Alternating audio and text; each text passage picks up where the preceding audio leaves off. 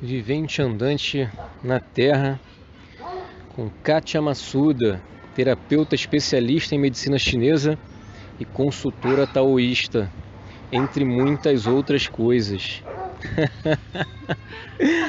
Tudo bem, Kátia? Tudo bem, tudo jóia. A gente vai conversar um pouquinho aqui sobre taoísmo e tantas coisitas mais. E eu já começo pensando e perguntando qual é a importância do taoísmo nesse momento em que estamos passando, esse momento de transição, esse momento pandêmico mundial. É uma boa pergunta, porque ela remete que aspectos práticos, o, a filosofia, o pensamento taoísta poderia contribuir. Então, eu vou trazer uma fala de um mestre, né, da linhagem de Wudang, são várias linhagens taoístas, e quando a China estava cometida de conflitos, de invasões, porque houve períodos que ela estava em abundância, né? Como, por exemplo, na dinastia Ming. Como colaborar e ajudar com a população que estava em situação de invasão ou de conflito, ou se fosse algum tipo de doença, né? Algo que perturbasse a saúde da população. Era quando esses sacerdotes taoístas eles saíam das montanhas, né, do templo e se misturavam à população. E eles atuavam como generais, conselheiros, traziam suas medicinas, né, que a medicina chinesa ela vem do taoísmo.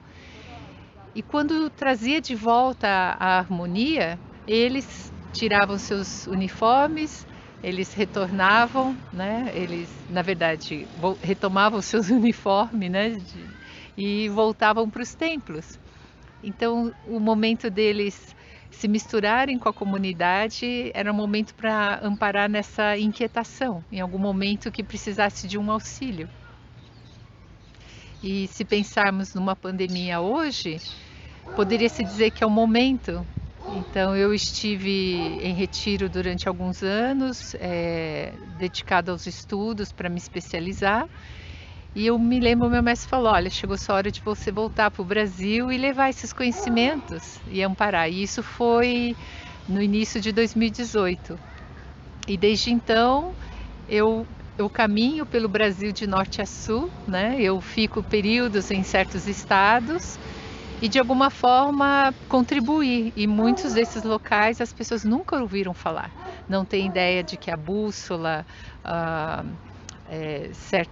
as dietas chinesas, a agricultura, né, como muitas pessoas ouvem falar do Feng Shui, que pronuncia Feng Shui, ou algo próximo a isso, porque eu não sou chinesa, eu descendo de japoneses.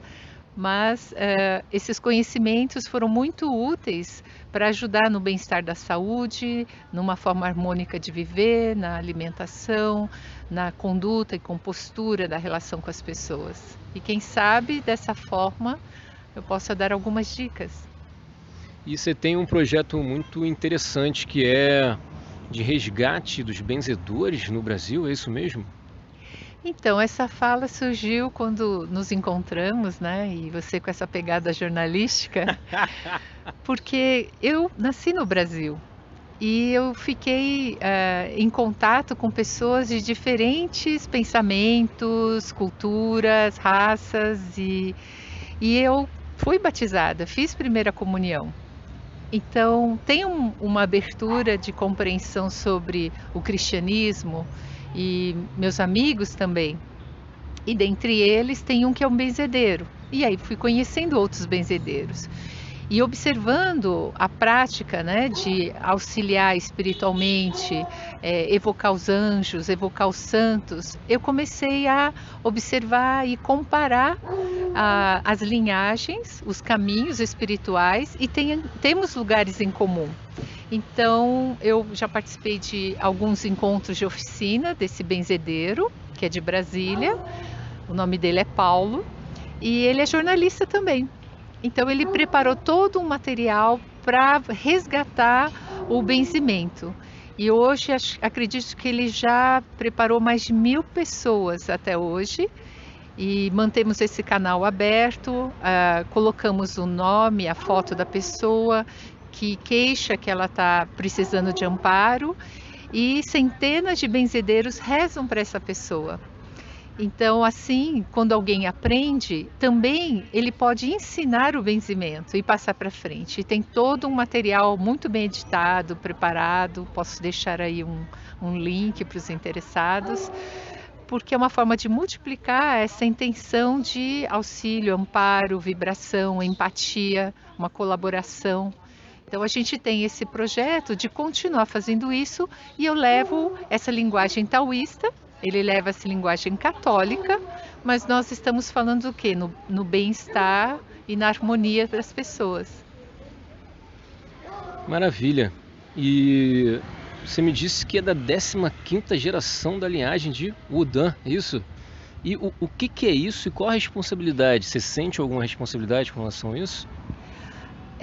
Dentro do caminho, você pode optar de ser um iniciado, e eu me especializei na parte de curas e orientação. Então, seria como um sacerdote de curas e orientação.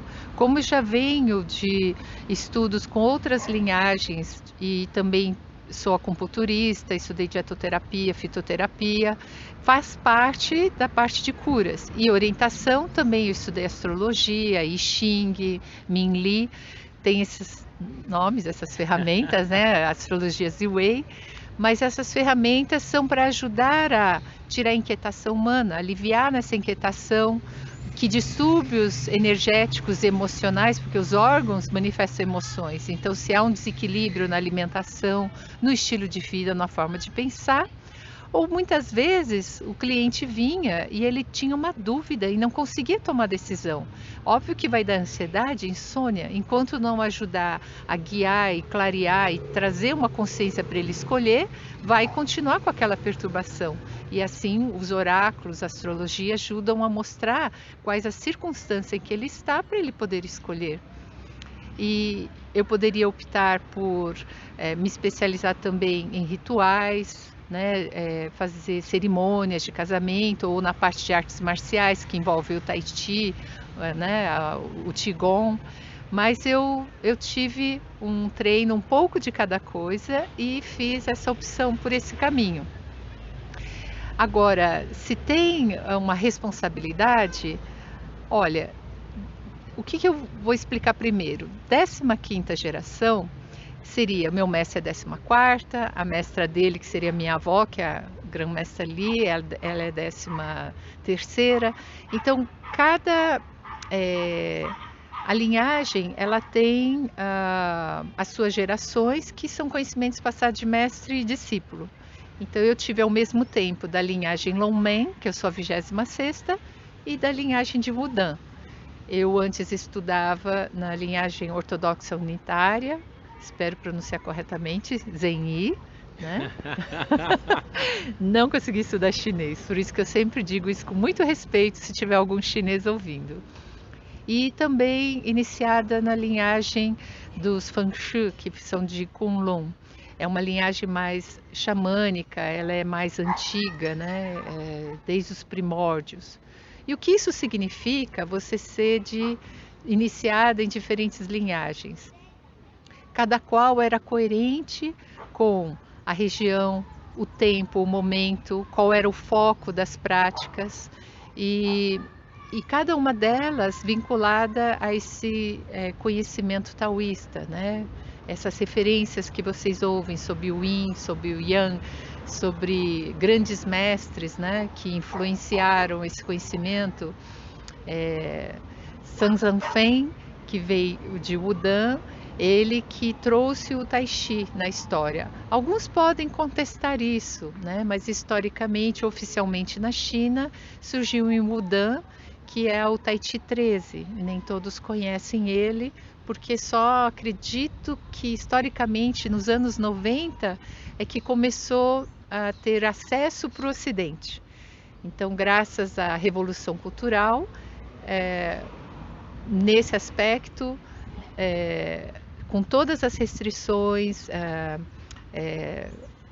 como eles lidaram com o taoísmo na época que, infelizmente, muitos foram dizimados, os templos, os sacerdotes. Acredita-se que em menos de 10 anos, dos 100% dos taoístas, mal sobrou 1%. Então, quando a gente olha o outro aspecto, por isso que eu falei graças a isso, é que muitos refugiaram no Ocidente e foi a única forma que tivemos acesso a esse conhecimento.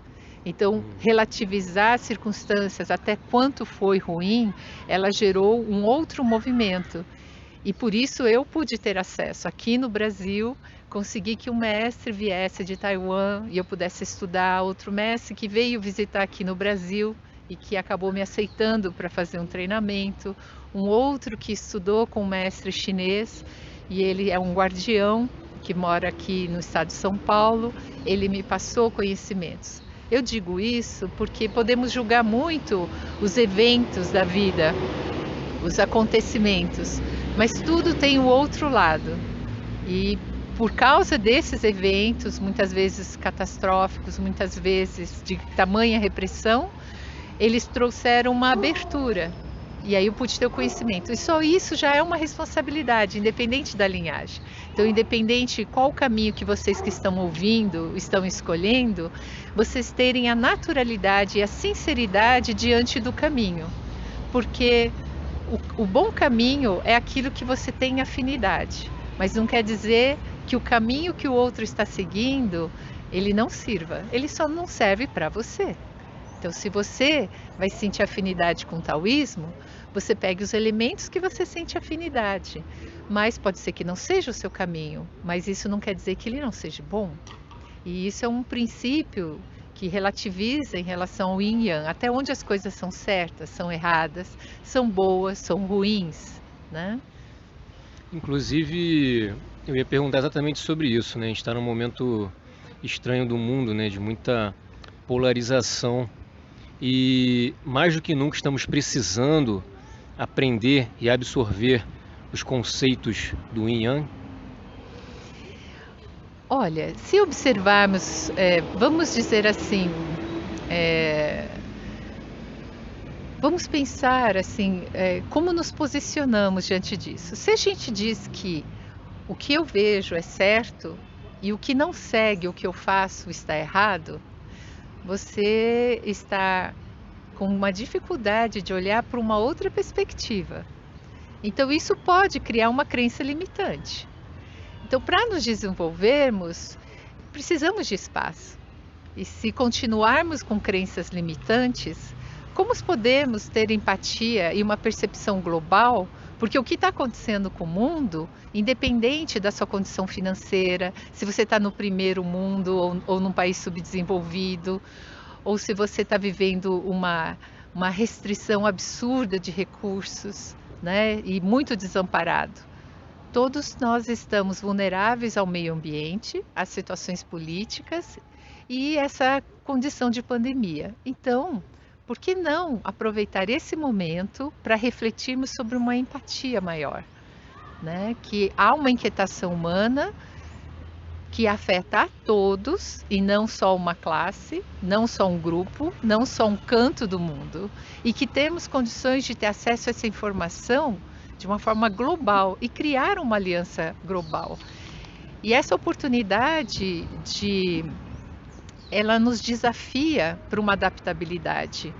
É uma linguagem para trazermos mudanças quanto à nossa postura de desarmarmos um pouco, baixar essas fronteiras, diminuir essas distâncias e o quanto não podemos nos desenvolver observando outras perspectivas. Eu acho que já seria um bom começo, porque muitas vezes é na situação de caos que fazemos grandes transformações, que surgem grandes revoluções. Pode ser que a princípio comece a impulsionar as pessoas a agirem no anarquismo, como revolucionário. Mas nós poderíamos criar diálogos para mudanças, ao invés do confronto, da acusação, de apontar dedos. através de nos polarizarmos demais. Então, se você for no extremo yin, é a meia-noite, no extremo yang é o meio-dia. Mas se nossa linguagem puder estar permeando entre o amanhecer e o entardecer, nós estamos vendo os dois aspectos. E eu acho que essa suavidade pode criar diálogos, independente se você concorda, se você aceitaria fazer, ou se você não quer estar próximo, mas você está respeitoso quanto à perspectiva do outro. Eu acho que já seria um grande avanço. Fico ali mesmo, né? Então, de quem é taoísta assim que eu conheço, não fica tentando angariar pessoas para serem taoístas. O taoísta não faz isso. Ele não tenta convencer as pessoas que o taoísmo é super legal e vai consertar a tua vida. Ele não faz isso. E assim, ele sempre fala que segue o fluxo, a naturalidade. Então as pessoas entram e saem, mas a gente não fica falando, olha, não esquece que nós temos um evento muito legal semana que vem. Não, tá lá no site. Então não tem sedução. Uma palavra que um mestre meu disse, assim, é uma pescaria de anzol reto. Então o peixe, ele salta porque quer, ele segura porque quer, e quando ele quiser ele larga, ele não está fisgado. Ele escolhe a hora que quer estar e quando não quer estar. É livre, né? Interessante, lembrei de uma blusa que eu tive quando adolescente, que dizia, tinha escrito nela, tinha um yang, tinha o tal não faz nada, mas também não há nada que não faça. E eu sempre fiquei curioso para saber, não, de onde que veio essa frase, né? Isso ao mesmo tempo traz um poder, mas traz não sei, um distanciamento. Eu sempre fiquei na dúvida, eu falei, vou aproveitar, perguntar isso para Kátia Massuda, talvez ela consiga me ajudar a descobrir por que botaram isso naquela blusa e por que eu me conectei com ela e usava, eu não sei, mas talvez o porquê dessa frase, talvez você possa trazer alguma luz. Olha, a primeira coisa que veio na minha mente, porque vocês sabem, ele está soltando as perguntas e eu estou de livre manifestação aqui no meio da praça. Mas podemos colocar como conceito do Wu Wei, que é a não ação ou ação sem intenção, que ela é livre, né? Livre de julgamentos, livre de formas. Você é um estado que, vamos comparar, que eu tenho o meu mestre aqui, que eu aprendi aqui na Sociedade Taoísta do Brasil, o Budi Shen, ele gostava muito de exemplificar com filmes, até com novelas e cenas de novelas e personagens, era fantástico. E poderia dizer que, se você assistiu o filme Forrest Gump, percebe que quem conhece, né, esse personagem, ele é limítrofe, ele vive certas experiências na vida, nunca é planejado, ele não tem essa intelectualidade nas intenções, ele vive o agora, ele vive o momento, ele está vazio, o coração dele está sem intenção. E quando o coração dele começou a ficar cheio, porque ele estava apaixonado pela garota, ele resolve colocar o tênis e só sair andando. Ele precisava só extravasar e esvaziar de novo. Então, quando você dá espaço, ele permite que venham 10 mil coisas. Então, a vida dele foi muito rica de inúmeras experiências, mas ele não planejou nada. Ele estava naquele momento e viveu aquele momento, e viveu aquele instante. Então, quando a gente dá espaço, está conectado naquele aqui e agora, você tem uma experiência incrível. E mesmo nos momentos que ele estava só cortando grama, aparentemente, ou ele estava só pescando camarão, algo aconteceu, algo inusitado. E essa vivência que ele estava se entregando permitiu que outros eventos aflorassem, sem um plano. E eu estou repetindo isso porque eu estou começando a lembrar de certas cenas do filme. E eu aconselharia assistir, que talvez responda uma parte. Então, quando fala o que significa o tal, a tradução mais próxima seria o caminho. Então, quando a gente fala numa linguagem católica, cristã, né, que a gente fala, isso se manifesta por Deus, o que existe aqui é Deus que manifesta, é Deus que quer, Deus que olha por nós, vamos dizer, poderíamos falar que é o tal, mas ele não tem a imagem como um ser de conhecimento que ele, por uma consciência, decide o que tem que manifestar. O tal não tem nessa conotação. E também tem textos que falam que o tal não dá para ser traduzido. Aí, alguns, em termos científicos, falam que se tivesse que explicar na ciência o que é o tal, alguns diriam que é o buraco negro. Então... Nossa. De Forrest Gump até buraco negro. Pois então. Muito bom, hein? Muito bom. Esse é o tal. Esse é o tal, com certeza. Olha, para finalizar essa conversa aqui maravilhosa por hoje, né? Queria saber um pouquinho mais sobre o caminho do tal no Brasil. Você mesmo citou aí alguma coisa. Qual é essa conexão do Brasil com o tal? O Brasil recebe o tal de braços abertos? O tal recebe o Brasil de braços abertos? Olha, eu sei que em 2002 o censo anunciou que nós tínhamos quanto? 900 taoístas no Brasil em 2002. Agora passaram 20 anos. Eu não sei o quanto cresceu e difundiu, né, hoje. Tem mais pessoas interessadas nos conhecimentos taoístas. As pessoas já conhecem sobre a acupuntura, sobre a fitoterapia, sobre oráculos, né, I Ching. Então, de alguma forma, as pessoas tendo algum contato. O Feng Shui, né, o Feng Shui. Agora, o quanto eles se veem taoístas, eu conheci muitas pessoas que se denominam ateus, mas a forma com que elas se percebem e elas vivem, elas se estranharam dizendo: nossa, eu sou muito mais taoísta do que imaginava. E eu escutei a mesma frase de povos indígenas, que eu tive contato com alguns pajés, com alguns líderes, até na América do Norte, e falava: eu não sabia que a minha cultura era tão taoísta. Então, de alguma forma, o taoísmo pode estar próximo das diferentes geometrias. É uma forma de decodificação. Então, aqui no Brasil, como tem tantas religiões e tamanha liberdade, diversidade e até muitos sincretismos, existem religiões que são exclusivamente brasileiras, né? Elas se desenvolveram aqui. Acredito que o brasileiro tem abertura e dá espaço para o taoísmo, sim. E acho que os benefícios que estão encontrando com os conhecimentos que desenvolveram dentro das práticas taoístas, as pessoas já estão assimilando. E eu vejo nas minhas palestras, nas consultorias que as pessoas me procuram, orientações.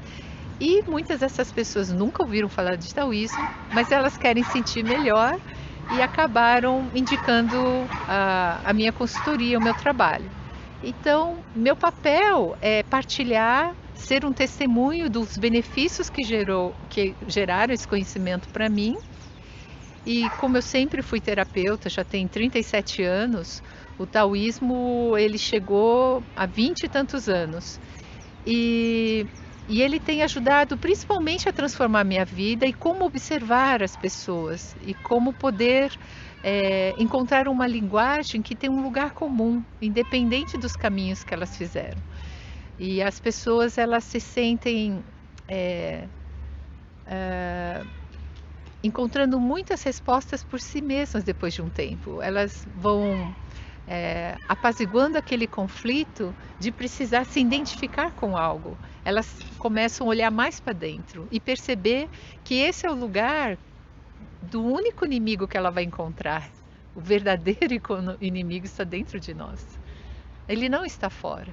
Depende de como observamos a vida, depende de como tomamos certas atitudes e escolhemos. Então, a consciência, ela é fundamental.